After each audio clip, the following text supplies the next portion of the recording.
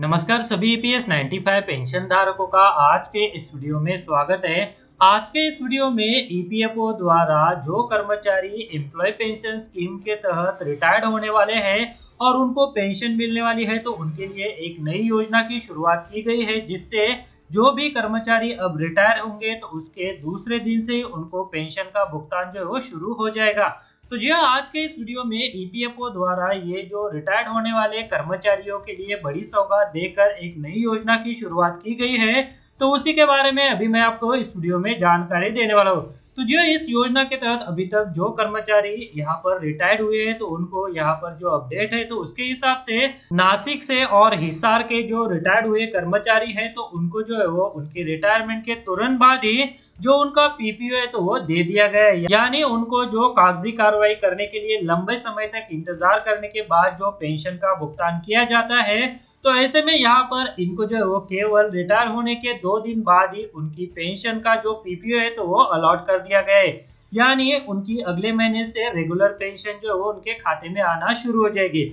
यानी अक्टूबर महीने में जो कर्मचारी अभी रिटायर्ड हुए हैं, तो उनको जो है वो यहाँ पर ये जो दो यहाँ पर एग्जाम्पल निकल कर आए, जो कि नासिक और हिसार का है, तो यहाँ पर के जो रिटायर हुए कर्मचारी है तो उनको एम्प्लॉय पेंशन स्कीम 1995 के तहत जो मिलने वाली पेंशन है, तो उसके लिए जो है वो ईपीएफओ ऑफिस द्वारा उनका पीपीए जो है वो यहाँ पर दे दिया गया है। तो इसी के संदर्भ में जो अपडेट है, तो उसके बारे में अभी मैं आपको इस वीडियो में पूरी जानकारी देने वाला हूँ। तो आप इस वीडियो के साथ अंत तक बने रहिए, वीडियो को बिल्कुल भी स्किप ना कीजिए, ताकि ये जो महत्वपूर्ण अपडेट जो कर्मचारी रिटायर्ड होने वाले हैं और एम्प्लॉय पेंशन स्कीम 1995 के तहत पेंशन लेने वाले हैं, तो उनके बारे में है, तो इसके बारे में आपको पूरी जानकारी मिल सके। और इसी तरह के अपडेट जानने के लिए अगर आपने चैनल को अभी तक सब्सक्राइब नहीं किया है, तो वीडियो के नीचे जो रेड कलर का बटन है, तो उसे प्रेस करके आप चैनल को सब्सक्राइब करके रख लीजिए, और उसके बाद जो बेल का बटन आएगा उसे भी आप प्रेस कर दीजिएगा, ताकि भविष्य में जो भी अपडेट आए तो उसका नोटिफिकेशन आपको सबसे पहले मिल सके।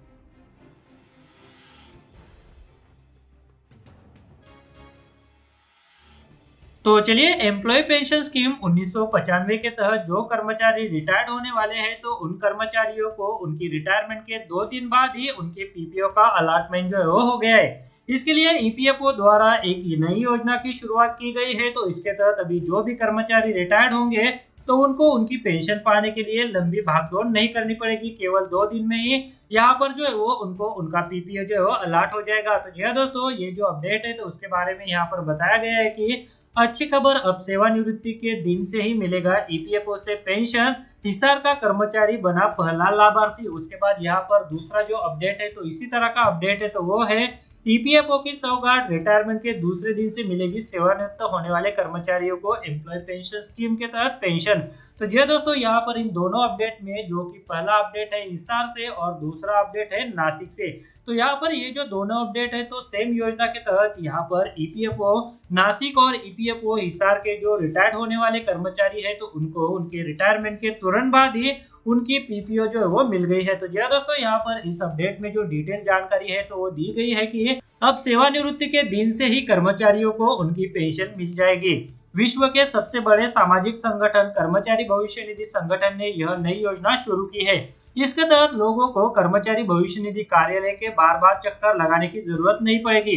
वह सेवानिवृत्ति से पहले ही अपने कार्यालय या कंपनी के माध्यम से पीएफ पेंशन से संबंधित दस्तावेज जमा कर सकेंगे। इस योजना में कर्मचारी को सेवानिवृत्ति के दिन से ही पेंशन प्राप्त हो जाएगी।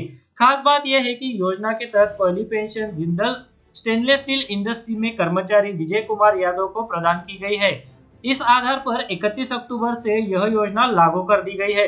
भविष्य निधि संगठन के सदस्य अब अपने रिटायरमेंट के दिन ही अपना पेंशन पेमेंट ऑर्डर प्राप्त कर सकेंगे। 1 नवंबर 1952 को ईपीएफ एक्ट लागू हुआ था। तो जी दोस्तों, आज के दिन यानी 1 नवंबर 1952 को ईपीएफ एक्ट भी लागू हुआ था। आप ये वीडियो 2 नवंबर 2020 को देख रहे हैं, पर यह वीडियो जब मैंने एडिट किया है, तो वह 1 नवंबर को किया है। यानी आज 1 नवंबर है और 1952 के दिन सेम डे पे जो है वो ईपीएफ एक्ट को जो है वो लागू किया गया था। अब ये जो ईपीएफओ द्वारा नई योजना की शुरुआत की गई है, तो इससे जो अगले 3 महीनों में 2500 लोगों को फायदा होने वाला है। हिसार, सिरसा, फतेहाबाद, भिवानी जिंद, रोहतक और झज्जर जिलों में अगले 3 महीनों में लगभग 2500 लोग सेवानिवृत्त हो रहे हैं। उन्हें इस योजना का सीधे तौर पर फायदा मिलने वाला है। अभी तक हिसार जोन में कुल 10 लाख कर्मचारी काम कर रहे हैं। कर्मचारी भविष्य निधि संगठन के अंतर्गत यह कर्मचारी आते हैं। इनमें स्कूल, अस्पताल, कंपनियों में काम करने वाले कर्मचारी मुख्य रूप से शामिल है। उसके बाद यहाँ पर इस योजना की खासियत यह है कि नौकरी के बाद मदद की जाएगी। क्षेत्रीय भविष्य निधि आयुक्त पारितोष कुमार बताते हैं कि कोरोना काल में कर्मचारी भविष्य निधि संगठन ने कई नवीनतम योजना कर्मचारियों, नियोक्ताओं और पेंशनरों के लिए शुरू की है। इस योजना के माध्यम से कर्मचारियों को काफी सहूलियत मिलेगी। उन्हें नौकरी समाप्त होने के अगले दिन से ही किसी भी प्रकार से आर्थिक चिंता की आवश्यकता नहीं होगी। तो जी हाँ दोस्तों, यहाँ पर हम सभी जानते हैं कि एम्प्लॉय पेंशन स्कीम के तहत जो न्यूनतम पेंशन मौजूदा समय में मिलती है वो केवल 1000 रुपए यहाँ पर घोषित की गई है। पर बहुत सारे कर्मचारी ऐसे भी है जो सेवानिवृत्ति के बाद जो है वो 1000 रुपए से कम पेंशन प्राप्त कर रहे हैं। ऐसे में यहाँ पर ये जो नई शुरुआत की गई है तो इससे जो है वो कर्मचारियों को राहत मिलेगी। पर एम्प्लॉय पेंशन स्कीम के तहत जो मौजूदा पेंशन मिलती है तो वो काफी कम मिलती है। ऐसे में यहाँ पर ईपीएफओ को यह भी ध्यान देने की जरूरत है कि यह जो एम्प्लॉय पेंशन स्कीम से पेंशन कर्मचारियों को रिटायर होने के बाद प्राप्त होती है तो इसे जो है कैसे जल्द से जल्द बढ़ाया जाए, ताकि जो कर्मचारी रिटायर्ड होने वाले हैं तो वो एक सम्मान पूर्वक जीवन रिटायरमेंट के बाद जो है वो जी सके। तो जी हाँ दोस्तों, इसके लिए लगातार श्रमिक संगठनों द्वारा भी पेंशन बढ़ाने के लिए प्रयास किए जा रहे हैं। इसके लिए काफी सफलताएं जो है वो उनके लिए मिल चुकी है, पर अभी तक पेंशन में जो है वो बढ़ोतरी नहीं हुई है। इससे रिलेटेड जो भी अपडेट रहता है तो मैं मेरे अलग अलग वीडियो में आपको अवगत कराते रहता हूँ, तो उसके लिए वो वीडियो आप जरूर देखते रहिएगा ताकि आपको पेंशन की बढ़ोतरी है तो उसके बारे में जो है वो रेगुलर अपडेट मिलते रहे। तो चलिए अभी यहाँ पर ये जो योजना शुरू की गई है तो उसके बारे में अभी जो अपडेट है तो वो जान लेते हैं। पहले क्या समस्या आती थी तो वो भी अभी हम जान लेते हैं। योजना के लागू होने से पहले अक्सर कर्मचारियों को सेवानिवृत्ति के बाद अपने पेंशन के लिए कागजी कागजात को लेकर क्षेत्रीय भविष्य निधि कार्यालय में जाना पड़ता था। इसके साथ ही सभी दस्तावेज लेने के लिए कंपनी के चक्कर भी लगाने पड़ते थे। इस योजना में इन्हीं समस्याओं को दूर किया गया है। अब सेवानिवृत्ति से कुछ ही दिन पूर्व सदस्य अपने पेंशन पेपर यानी अपनी कंपनी के माध्यम से ही जमा कर रिटायरमेंट के दिन से ही पेंशन ऑर्डर प्राप्त कर सकेगा, यानी पीपीओ जो है वो उनको मिल जाएगा। एक बार पेंशन ऑर्डर जारी होने के बाद विभाग द्वारा नियमित रूप से पेंशन सदस्य के बैंक खाते के माध्यम से जाती रहेगी। उसके बाद यहाँ पर बताया गया है कि अब कभी भी दिया जा सकेगा जीवन प्रमाण पत्र। तो जी दोस्तों, ईपीएफओ द्वारा जो कर्मचारी भविष्य निधि संगठन के अंतर्गत एम्प्लॉय पेंशन स्कीम 1995 के अंतर्गत जो पेंशन धारक आते हैं तो उनके लिए इससे पहले ही यहाँ पर जीवन प्रमाण पत्र अपडेट करने के लिए एक नई सुविधा की शुरुआत की गई है, जिससे अभी जो भी कर्मचारी है, जो भी रिटायर्ड होंगे और उनको नया जीवन प्रमाण पत्र अगर सबमिट करना है तो उनको जो है वो नवंबर महीने का इंतजार नहीं करना होगा। जिस भी दिन उनका जीवन प्रमाण पत्र समाप्त हो जाएगा तो उसी दिन से जो है वो अपना जीवन प्रमाण पत्र जो है वो जमा कर सकेंगे।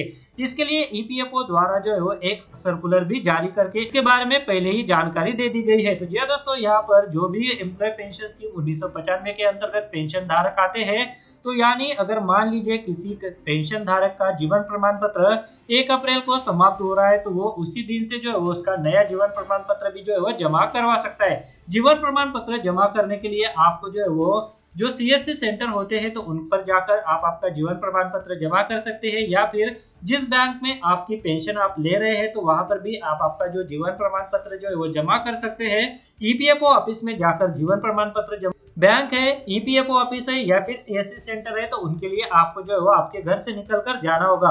दो माध्यम ऐसे भी है जिनका इस्तेमाल करके आप जो है वो आपके घर बैठे जीवन प्रमाण पत्र को जमा कर सकते हैं।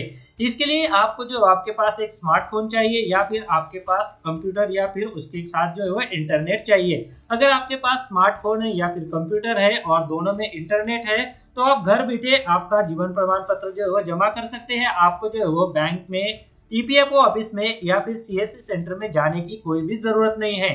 तो जी दोस्तों, यहाँ पर स्मार्टफोन और ये जो कंप्यूटर है तो उसके लिए आपको स्मार्टफोन पर उमंग ऐप डाउनलोड करके उसे जो है वो इंस्टॉल करना होगा। उसके बाद वहां पर से आप जो ईपीएफओ का ऑप्शन है तो उसमें जाकर आपका जो जीवन प्रमाण पत्र है तो उसे जो है वो सबमिट कर सकते हैं। दूसरा ऑप्शन है कि आप आपके कंप्यूटर की मदद से भी आपका जीवन प्रमाण पत्र जो है वो सबमिट कर सकते हैं। इसके लिए जीवन प्रमाण पत्र जमा करने के लिए एक वेबसाइट है तो उस वेबसाइट का इस्तेमाल करके आप आपके घर बैठे जीवन प्रमाण पत्र जो है वो सबमिट कर सकते हैं।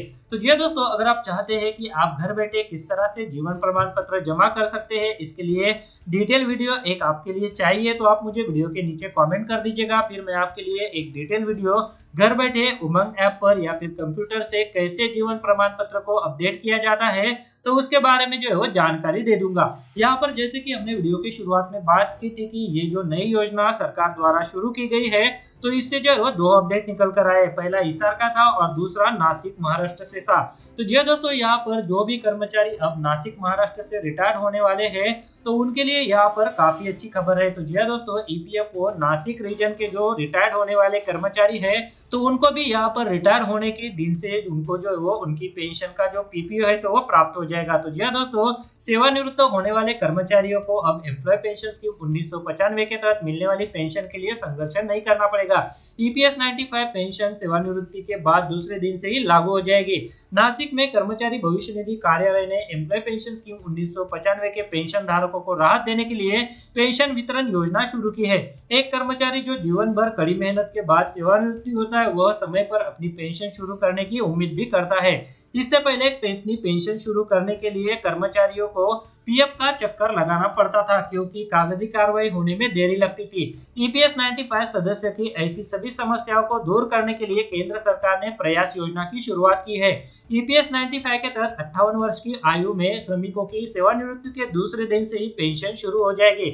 इसके लिए कर्मचारी भविष्य निधि सेवानिवृत्ति के महीने की शुरुआत में ही कंपनी द्वारा पीएफ कार्यालय में अपना दावा प्रमाण पत्र यानी फॉर्म डी जो है वो भेजना होगा। इस फॉर्म को अनुमोदित करने के बाद सेवानिवृत्ति के दूसरे दिन से ही पेंशन आदेश यानी पीपीओ यहाँ पर जारी कर दिया जाएगा। इस योजना की शुरुआत कर्मचारी भविष्य निधि कार्यालय नासिक से भी शुरू हो गई है। Provident fund commissioner A M Ashraf ji के हाथों अक्टूबर में सेवानिवृत्त हुए ईपीएस 1995 के सदस्यों को पेंशन ऑर्डर वितरित किया गया है। प्रयास योजना के अंतर्गत पेंशन धारकों को फायदा पहुंचाने हेतु सभी नियोक्ताओं को आह्वान किया गया है कि सेवानिवृत्त होने वाले कर्मचारियों के दावे प्रस्तुत करें। तो ये दोस्तों, सेवानिवृत्त होने वाले कर्मचारियों के लिए ईपीएफओ द्वारा ये जो बड़ी सौगात दी गई है जिससे अब जो भी कर्मचारी रिटायर्ड होंगे तो उनको जो है वो तुरंत उनकी पेंशन का पीपीओ जो है वो प्राप्त हो जाएगा। इसके लिए जो संबंधित नियोक्ता है तो उनके लिए यहाँ पर आह्वान किया गया है कि जो भी कर्मचारी सेवानिवृत्त होने वाले हैं तो उनकी पेंशन का जो फॉर्म है तो वो सेवानिवृत्ति के महीने में ही जमा कर दिया ताकि उनकी जो कागजी कार्रवाई है तो वो पूरी हो सके। और जो कर्मचारी रिटायर्ड होने वाले हैं तो उनको जो है वो रिटायर होने के बाद जो है वो तुरंत पीपीओ जो है वो जारी हो सके। तो जी दोस्तों, यहाँ पर ये जो अपडेट निकल कर आया था तो उसी अपडेट के बारे में अभी मैंने आपको इस वीडियो में जानकारी दी। वीडियो में दी गई जानकारी अच्छी लगी तो वीडियो को लाइक जरूर कीजिएगा और इस वीडियो को आप ज्यादा से ज्यादा कर्मचारियों के साथ शेयर कीजिए ताकि इस अपडेट के बारे में सभी कर्मचारियों को पता चल सके। तो जी दोस्तों, आज के इस वीडियो में बस इतना ही। आगे भी ऐसे ही अपडेट मैं आपके लिए लेते आता रहूंगा। इसके लिए अगर आपने चैनल को अभी तक सब्सक्राइब नहीं किया है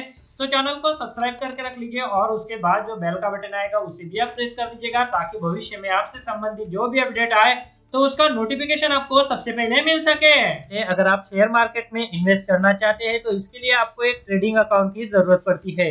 ट्रेडिंग अकाउंट ओपन करने के लिए वीडियो के डिस्क्रिप्शन में मैंने आपके लिए एक लिंक दे के रखा है।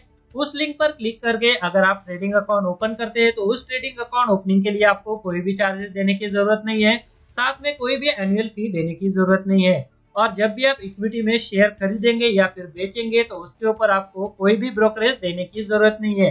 अगर मान लीजिए आपने 100 रुपए का कोई शेयर खरीदा और उसे 150 रुपए में बेच दिया तो जो 50 रुपए का फायदा होगा तो वो सीधे आपकी जेब में जाएगा। इसके ऊपर जो है वो आपको कोई भी ब्रोकरेज चार्जेस देने की जरूरत नहीं है, कोई भी यहाँ पर आपको चार्जेस नहीं है। तो इसके लिए अगर आप अकाउंट ओपन करना चाहते हैं तो वीडियो के डिस्क्रिप्शन में मैंने एक लिंक दिया हुआ है, तो उस लिंक पर क्लिक करके आप घर बैठे ऑनलाइन एक डीमैट अकाउंट ओपन कर सकते हैं। तो चलिए अभी वीडियो में आगे बढ़ते हैं। इस वीडियो को देखने के लिए आपका बहुत बहुत धन्यवाद। अगर आपको कोई सवाल है या फिर कोई कमेंट है तो आप इस वीडियो के नीचे जो कमेंट बॉक्स है वहाँ पे कर सकते हैं। और साथ में दोस्तों, अगर आप मेरे चैनल पे पहली बार विजिट करें तो मेरे चैनल को सब्सक्राइब कीजिए और जो उसके बाद बेल का आइकॉन आएगा उसे भी आप प्रेस कर दीजिए ताकि मेरे जो आने वाले वीडियोज़ है वो सबसे पहले आपको देखने को मिल सके।